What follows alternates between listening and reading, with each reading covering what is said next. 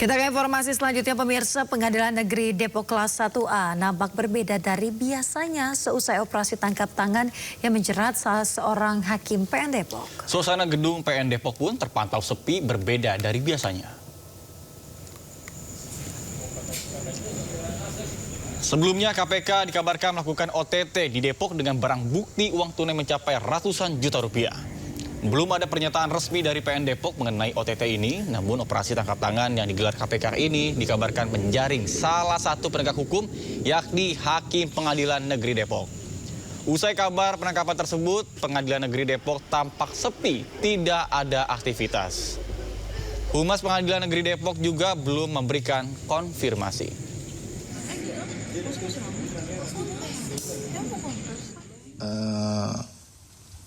Hari ini tadi sejak sore hari Kamis tanggal 5 berarti ya, rekan-rekan, tanggal 5 Februari 2026 sore hari telah terjadi penangkapan terhadap para pelaku tindak pidana korupsi yang tertangkap tangan sedang melakukan kegiatan. Nanti kita lihat ya, ada delivery ya, apakah nanti itu bentuknya penyuapan atau pemerasan. Nah, tapi yang jelas ada sejumlah uang yang berpindah dari pihak swasta kepada pihak aparat penegak hukum ya, APH di sini ya, seperti itu. Jadi, tapi ini sedang kita dalami, nanti rekan-rekan sekalian mohon sabar, mungkin besok informasi yang lebih lengkap dari saat ini akan kami sampaikan. KPK menangkap 17 orang tersangka dalam operasi tangkap tangan di Ditjen Bea Cukai Jakarta dan Lampung serta KKP Banjarmasin.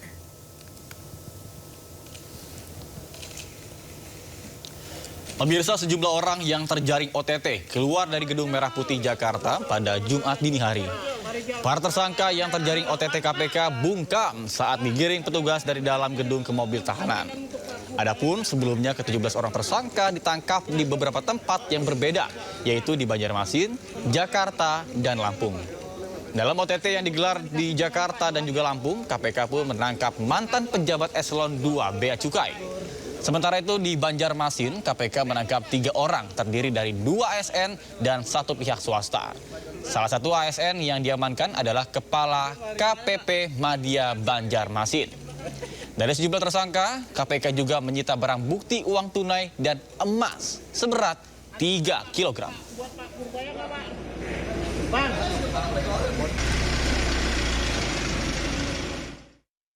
Dalam operasi tangkap tangan, KPK mengamankan 3 orang. Ya, pemirsa, salah satunya adalah merupakan Kepala KPP Madya Banjarmasin, dan selain itu juga KPK turut mengamankan barang bukti uang tunai sekitar 1 miliar rupiah yang diduga terkait dengan pengajuan restitusi PPN dengan nilai puluhan miliar rupiah. Yang pertama terkait dengan peristiwa tertangkap tangan di wilayah Kalimantan Selatan, ini terkait dengan perpajakan, yaitu dalam proses restitusi PPN atau pajak pertambahan nilai di sektor perkebunan yang berproses di KPP Madya Banjarmasin. Ya. Kemudian ada dugaan pengaturan ya dalam proses restitusi itu, kemudian ada dugaan penerimaan yang dilakukan oleh para oknum di KPP Madya Banjarmasin. Kemudian KPK melakukan penangkapan pada para pihak terduga pelaku tindak pidana korupsi yang tertangkap tangan dalam peristiwa tersebut. KPK mengamankan sejumlah 3 orang. Salah satunya adalah Kepala Kantor KPP Madya Banjarmasin. Saat ini sedang perjalanan menuju Jakarta. Dari 3 orang ini, 2 diantaranya ASN dan 1 selaku pihak swasta. Terkait dengan barang bukti yang diamankan, tim mengamankan uang tunai sejumlah sekitar 1 miliar lebih. Ya, jadi terkait dengan restitusi PPN yang diajukan oleh pihak swasta di KPP Madya Banjarmasin untuk nilai restitusi mencapai. Tanggapi operasi tangkap tangan KPK di kantor pelayanan pajak Madya Banjarmasin, Kalimantan Selatan dan juga pejabat di Ditjen Bea Cukai, Menteri Keuangan Purbaya Yudi Sadewa siapkan sanksi pemberhentian jika terbukti bersalah. Kita lihat apa hasilnya OTT itu. Kalau memang orang pajak dan bea cukai yang bersalah ya harus ditindak secara hukum sesuai dengan peraturan undang-undang yang berada. Tapi gini, saya tidak akan melepaskan anak buah saya sendirian begitu aja, kan akan ada pendampingan hukum dari Departemen Keuangan, tapi tidak dalam bentuk intervensi hukum. Itu kira-kira kita temenin aja sampai prosesnya selesai. Kenapa terpukul? Kan itu justru merupakan titik masuk untuk memperbaiki pajak dan bea cukai sekaligus. Kemarin kan bea cukai udah saya abrik, kan yang dapat yang dipinggirkan udah terdeteksi emang sebelumnya emang ada sesuatu yang ada di situ. Bukan rotasi, kalau saya nggak boleh menjudge ya. Pak, tadi Bapak bilang nanti kita akan non-jobkan mungkin di taruh tempat di pusat yang nggak ngapa-ngapain kalau terlibat. Tapi kalau itu boleh berhenti nggak? Nanti kita lihat.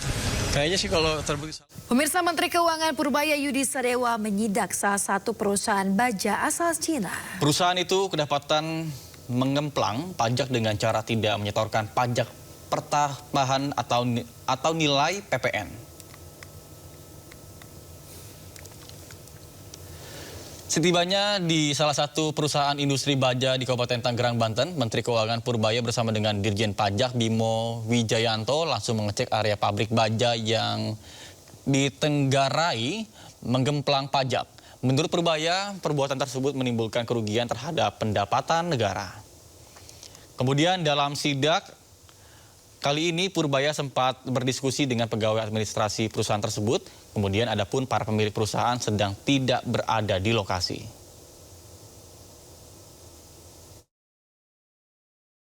Beberapa puluh nama perusahaan, mungkin sekitar 30-40 yang melakukan praktek seperti ini, yang mereka menjual langsung ke klien tanpa PPN. Mereka bilang cash base. Saya rugi banyak di mana PPN-nya jadi berkurang.